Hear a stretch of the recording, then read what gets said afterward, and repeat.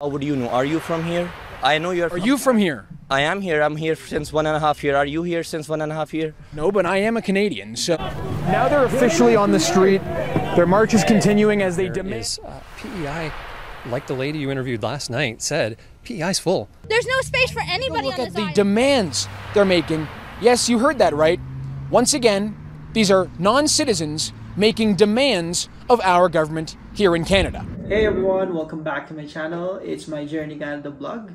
For today's video, I'd like to do a vlog regarding sa protest na nangyayari ngayon dito sa Canada ng mga international students. It started a few months ago sa province of Manitoba, sa Winnipeg, yung capital nitong province na to. There are some temporary foreign workers, I think halo na ng international students na nag-protest dun sa Winnipeg nga last January of 2024, and they demand na i-extend yung work permit kasi maraming mag-e-expire. Unfortunately, hindi naman ganun kadali na makapag-apply ng PR as Provincial Nominee Program. I believe yun yung target nilang gawin. Pero galing kami ng province of Manitoba nung nag-apply kami ng permanent residence. Nag-start kami ng PNP or Provincial Nomination Program. I don't know ba't hindi sila nakapag-submit ng application. Kasi kahit 1 year lang yung binigay sa'yo na work permit as temporary foreign worker sa province of Manitoba, within 6 months kasi sa province na yon, makakapag-submit ka na ng application regardless kung anong work mo, kasi lahat ng jobs is considered as skilled jobs sa province of Manitoba. Kaya nga yun yung nabanggit ko dati sa video ko, mas maganda kasi sa na-experience ko kung maka-enter kayo sa province of Manitoba, kasi even low-skilled, semi-skilled jobs, after 6 months of gaining work experience, makakapag-submit na kayo ng application as Manitoba Provincial Nomination Program. So ipaprocess yun, probably 3 to 4 months, 6 months maximum. Mag-submit kayo ng requirements, English test, of course, scores, and then yung connection nyo, which is yung employer, and then other requirements para manominate kayo ng province of Manitoba and mabigyan kayo ng Manitoba Provincial Nomination Program or MPNP certificate. If yung mga temporary foreign workers na yon na nag-protest or student, I believe meron naman silang postgraduate work permit, in a year, kahit 1 year lang, I mean, yung mabigay sa kanilang extension, basta makakuha sila ng job sa province of Manitoba. After 6 months, 1 year, I can say enough na yun eh. Kung hindi nagbago yung rules ng province of Manitoba. Kasi ang alam ko, until now, after 6 months, ganun pa rin ang way ng immigration as Provincial Nomination Program. Luckily, napagbigyan yung mga nag-protest ng mga temporary foreign workers or halo na ng international students na kapag-gain ng work permit doon sa nangyari sa Winnipeg, Manitoba, and all of them were given 2 years extension ng work permit for them to be able to adapt dito sa Canada and later makapag-apply ng permanent residence and later citizenship. Ang hindi lang maganda doon is yung nagpo-protest sila sa ibang bansa. Alam niyo naman ang rules. Kung kayo, dadayo kayo sa ibang bansa, tapos magpo-protest kayo and gagawa kayo ng hindi maganda, ang pangit tignan. And you don't have the equal rights like yung mga citizens ng bansang pupuntahan nyo, like ng mga Canadian citizens, para mag-protest. Kasi ang pangit lang tignan. Good thing, pinagbigyan sila ng Immigration Canada kasi sa ibang bansa, I don't think magkakaroon ng, second chance. Pero dito, gaya ng sabi ko, iba talaga ang mga Canadians, mababait talaga. 2 weeks ago, nagkaroon na naman ng panibagong protest dito sa Canada. Dito sa lugar ng Prince Edward Island, which is part of Atlantic Canada, katabi ng New Brunswick, Newfoundland and Labrador, and Nova Scotia. So, same thing nang nangyari sa Winnipeg last January of 24. Karamihan ng mga nagpo-protest or group na kasama rito is mga international or former international students, sabi dun sa True North na news na nagko-cover nito, former international student and then nag-convert ng status as temporary foreign worker, of course with work permit and LMIA, and then nag-move sila ng Prince Edward Island because of the opportunity to apply as permanent residents.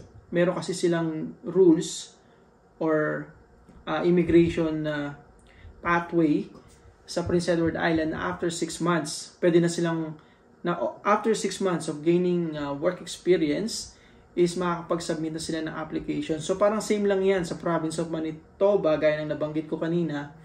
Kapag nakapag-gain ka na ng 6 months work experience, makakapag-submit ka na ng application. So, yun nga yung sinasabi ko even before. Dito sa Canada, yung immigration rules consistently nagbabago talaga. Kaya hindi mo talaga maaasahan yung, nag-implement sila ng ganitong rules na maluwag sila ngayon, and then tuloy-tuloy, kala mo gano'n na. Hindi. Depende rin sa current status, like ng employment nila dito sa Canada, and then yung inflation na nagko-contribute para magbago yung rules or yung batas dito sa Canada. Like ngayon, nabago yung rules nila doon sa Provincial Nomination Program ng Prince Edward Island, in-stop or nilimit yung pag-accept ng Provincial Nomination Program because, gaya nung nabanggit ko sa ibang videos, di ba merong issue or talagang it's talaga all over Canada. Ang dami nilang inaccept na international students last year or 2 years ago, and then now nagre-reflect yung epekto. Kulang sa pabahay, ang mahal ng mga bilihin dito sa Canada. Tapos yung mga international students kasi dito sa Canada, they can work 20 hours. Nung pandemic, niluwagan pa nga nila up to 40 hours a week na pwede mag-work. Pero ngayon, binawi na yon. I think 20 to 24 hours a week na lang ang pwede sa mga international students. Ang problema, yung mga international students na bigyan ng pagkakataon na makapag-work dito sa Canada per week na 20 to 24 hours, ang kinukuha nilang job is yung mga entry-level jobs like sa retail, sa food service, or etc. Which is hindi dapat kasi nagrereklamo na yung mga Canadians, yung mga kabataan dito, na wala silang mahanap na trabaho. Kasi pag mag-a-apply sila, karimitan yung mga foreign nationals yung may ina-accept dun sa mga industry na yon. Mga entry-level jobs nga reserved dapat yon sa mga Canadians talaga, na mga first time na, sa mga anak nila na makakapag trabaho sana. So, nangyayari, napupunta majority ng jobs na entry-level jobs sa mga international students. Kaya yung pa yung isa naging problema. Kaya maraming nagrereklamo or hindi pabor. Kaya ini-stop or nilimit na yung pag-accept ng international students, which is now nagre-reflect ngayon dito sa mga nagpo-protest. Ito, panibagong protest na naman ang nangyari ngayon sa Brampton, Ontario, which involves yung mga international students na nagde-demand na i-extend daw yung postgraduate work permit and tanggalin na yung LAMIA or LAMIA exploitations para sa mga foreign workers na dito sa Canada. I just want to share with you, sa mga viewers, kung ano talaga yung mga nangyayari, which involves yung mga temporary foreign workers, yung mga paparating pa lang and nagpa-plan na pumunta rito sa Canada, as well as yung mga international students. And I made a video regarding sa paglilimit ng international students a few months ago. You can check on this channel. They needed to do it because the past few years talagang sobrang dami nilang inaccept na international students, which nagkaroon ng effect sa housing. Hindi nila na-monitor talaga.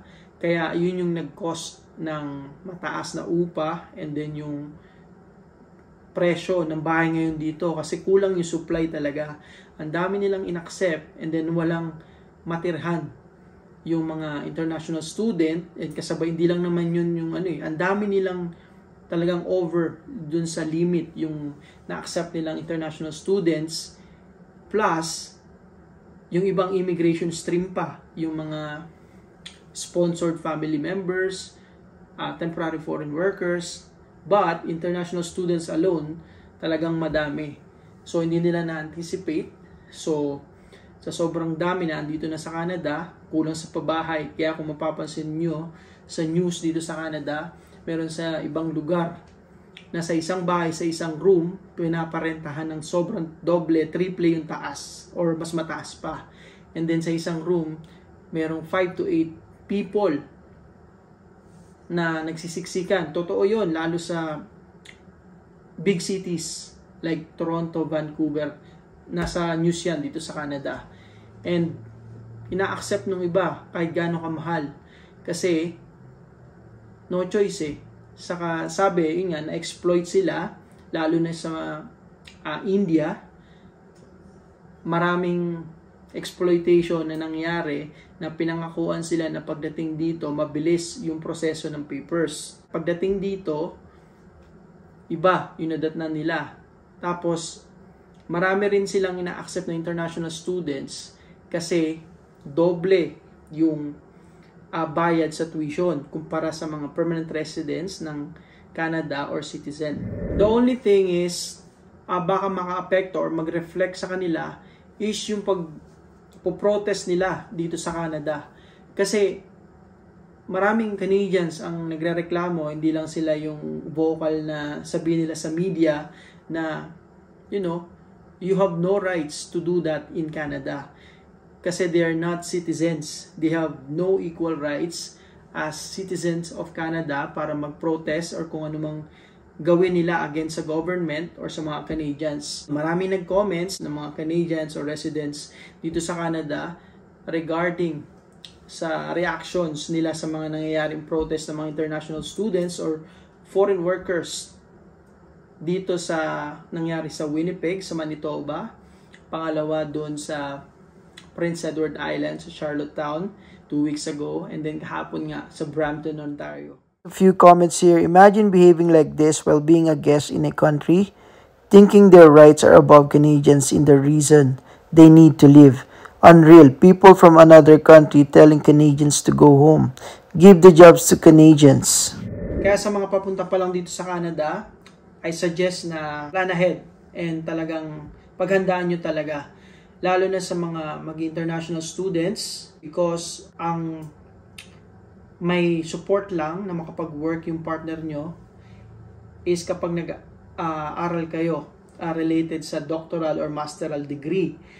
And then for temporary foreign workers, the best kung makakuha kayo ng mga skilled jobs, which is yung dinideclare nila na madaling makapasok dito sa Canada, like sa field of constructions, IT, and then healthcare, and so on. Nakalimutan ko yung dalawa pa.